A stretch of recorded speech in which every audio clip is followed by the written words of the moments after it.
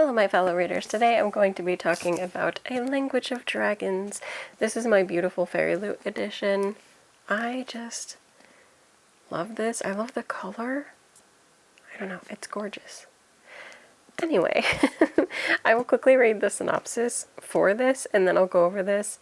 I loved this. It surprised me. I didn't know what to expect going into this book. I mean, other than what the synopsis says, but I had a good time. So let's see what it says. London, 1923. Dragons soar through the skies and protests erupt on the streets. But Vivienne Featherswallow isn't worried. She's going to follow the rules and get an internship studying dragon languages. By midnight, Viv has started a civil war. With her parents arrested and her little sister missing, all the safety Viv has worked for is collapsing around her. So when a lifeline is offered in the form of a mysterious job, she grabs it. Arriving at Bletchley Park, Viv discovers that she has been recruited to uncover the secrets of a hidden dragon language. If she succeeds, she and her family can all go home again. If she doesn't, they'll all die. But the more Viv learns, the more she realizes that the bubble she's grown up in isn't as safe as she thought. And eventually, she must decide, what war is she really fighting? So yeah, this is an alternate history story where dragons exist and they're in the world. And that is part, I guess, of the opening plot to the book. Viv has been studying for years. She knows multiple dragon languages, and she thinks at the beginning of the story that this important figure is coming to dinner at her family home in order for her to have the opportunity to ask for an internship or a partnership in working with one another. I think it was essentially an internship. But anyway, she thinks she's going to get this opportunity. And instead, what ends up happening is her parents are arrested. And she feels like it's out of left field. She doesn't understand why. But it turns out that her parents have actually been working for the resistance against the queen. And so they've been arrested, and suddenly Viv is off running. At first she thinks like they'll find some other way around it, but what really triggers her is that as they're trying to leave, they're checking their paperwork and her cousin gets stopped. Viv is allowed to go because she's only 17 and her younger sister's younger, obviously, but her cousin has turned 18. And so when he's arrested, then she really gets mad and frustrated by everything. So she leaves her sister with her former best friend's parents. I say former best friend because we hear right from the beginning that something happened when they were going to take a test. Her friend failed. Viv keeps saying that this is her fault, but we don't know why. But her friend failed and was demoted because in this society, you have to pass these exams to stay of importance, I guess, or you know, you have to find some kind of career like that, and if you fail, you'll get demoted. And it's the same like if you're found doing anything illegal, you'll either be imprisoned, killed, or demoted. And in this case, her friend was demoted and is no longer able to be with her parents, and they don't really know what happened to her. She was getting in trouble because she kept trying to sneak back to see her parents, and so then she got into further trouble because she wasn't supposed to be going there. Anyway, it's a whole classist system that is very troubling. So Viv brings her sister to her friend's parents and just begs them to watch her because she wants to try to find a way to help her parents out. And so they do take her in because they seem like good people. And meanwhile, Viv comes up with a plan to kind of break her parents out. She sneaks into the university library and sets a dragon free. Like, she makes a deal with this dragon that has been locked up in the library of the university. And yeah, makes a deal that if I set you free, will you go destroy, that office of the... Were they the dean? They were something high up. And the dragon's like, sure. But then everything goes wrong. Viv ends up getting arrested, and she doesn't know what's going to happen to her next when, surprise, surprise, she's offered a deal where she will be able to be set free. Her parents can be released, or so she's told, as long as she does this job. And that's what she knows. And she says, I'll agree to trying that out, but I want my cousin to come with me as well, because remember, her cousin has been locked up. And for whatever reason, it's agreed. And so they both enter the Bletchley Park situation. And there's a little group, little class of other people that are in a similar situation, including Viv's former best friend. So now we know where she ended up. And that's Sophie, but I don't know that I'm going to get too much into like that whole part of the story, but just know that she's there, and her cousin, and then a couple of other characters that we get to know and meet. And what they're told is that they have a limited time to make progress on this mission to help them stop the rebellion. And if they can achieve it by this shortened amount of time, that they will be allowed to live. And maybe whatever else is promised, but essentially, you'll get to live. We're not going to kill you right away. And so it sets up this wide thing. Now, why do I love this? So many reasons. One, I love the scientific approach to the dragons. So we get so much of it explained to us. We get like, and there's an old movie that kind of does this too. It's called Flight of Dragons. And it's cheesy. I think it was a Rankin and Bass one. Anyway, it does a similar like approach to the dragons. So it explains like dragon fire and how they do all this stuff.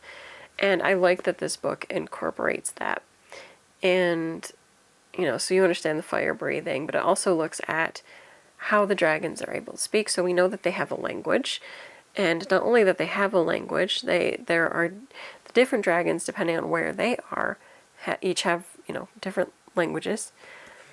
And then the language that's being studied here isn't like a language. Like, Viv is assigned as one of the decoders. So she's going to decode this language that they're using. And it is essentially where they're using like other sounds to communicate to one another. But it seems very particular. And so they have to kind of crack the code of what this unspoken, I guess, language is. Like it's sounded, but it's not necessarily spoken. So her job is to try to figure that out. And if she can, she passes, gets to live. If she doesn't, her cousin is set to work with the pilots and maybe come up with a new plan for like flight and everything. And then there's another group that is working on biological studies. So they all have like their little roles to play. There's both good and bads of working with these teams and trying to make these things happen. And mostly like bad for the dragon kind, but also potentially for the kingdom that is forcing them to do this, because the nobility might be overstepping what they should do to people. So that is a big part of the plot. Big part of the plot is an underground rebellion. And right now, they would be working to help the people in control. But should they be? And what is it that the rebellion actually wishes to achieve? And also what's going on with the dragons? What's better for the dragons? You know, because as of right now, like they had to sign this accord and things aren't necessarily great for the dragons. I don't know. I like all of the intricacies that are brought here. You know, there's political stuff going on that can lead to a huge war. There is manipulation of the classes going on. Like that's part of how power is retained, is by manipulating the class structure. You know, telling people they have to do something or they'll be demoted to a lower class, and then knowing how the lower classes are treated. It all goes to secure the people in power's position in power. It's something that happens for real. Like if you can keep the populace less informed, if you can keep them more impoverished, all of those things lead to more control over the populace. And so it's something that we know historically happens, and it's brought into this book. But again, it's also an alternative history, so it's kind of fun in the sense of their communication styles, the dress, everything is kind of here in this. And I don't know, for me, it was really the dragons and the character interactions that won it over for me. There is there's a light romance here that gets twisted up in all of the political issues that are happening. Viv meets a priest in training, Atlas, who is part of the biology team, and that leads to discussions later on that are vital and I don't want to say disturbing, but like it's that whole approach that like actually happens it is disturbing, even though it's really supposed to be kind of thought-provoking. It can also be disturbing. Thought-provoking things can be disturbing. So there's that whole question. I mean, her pursuit of this secret language in dragons is also, you know, like, should they be stepping into those bounds? What about the dragons themselves? Like, what are their rights in this? Because we know that they are intelligent creatures who can communicate, like they are fully developed. They should have the same value, you know, and rights. Anyway, it's good.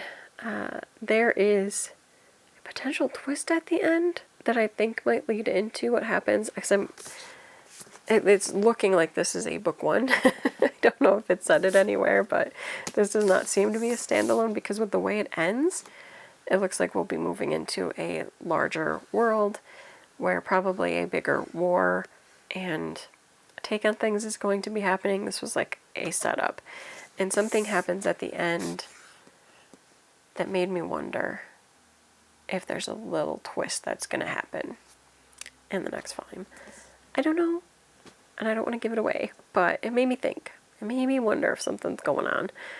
Overall, it was good. It had dragons. It had great character interaction. I liked the historical aspect. I liked the political atmosphere. Oh, that was the other fascinating thing about Viv, is that her mother was Hungarian. And so prior to the setup of this book, she had fled from, there was a huge dragon attack. And we find out later that there was more involved with the dragon attack than what we know, but there was a huge dragon attack, and so her mother was traumatized from this event from her youth, and that has led a lot to what's going on now. And I wish I'd remembered that earlier, but I just remembered it. That's semi-important. And so Viv has this other background that's based on what happened with the dragons, and so sometimes what happened with her mother and the dragons can influence Viv to make decisions. But at the same time, I think she's trying to be sort of open-minded to others' words and opinions so that she can form her own. So that's also good. Yeah, I just liked it a lot. I like the setting. I like the characters. I couldn't wait to see what was happening. I have ideas for part of what's going to happen going forward, because I saw another build-up that I could see happening. I don't know. I don't want to get too into it, but I did enjoy this. So if you're looking for another dragon story that has the whole political thing and everything else, give A Language of Dragons a try. This is a beautiful cover. I also like the original one where there's like just a dragon in the background, like flying up. So if you see that and it's like gold, that's the same book as this. And probably my thumbnail will have that cover. So if you're wondering, it'll probably have that one and not this one, because it's harder to get a good flat image of these. Anyway, give A Language of Dragons a try if you're looking for another dragon book. I believe this is YA.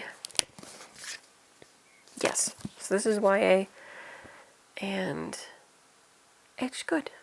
It is good. I think that readers of many ages will appreciate this one. That is it for this video. Until next time, bye.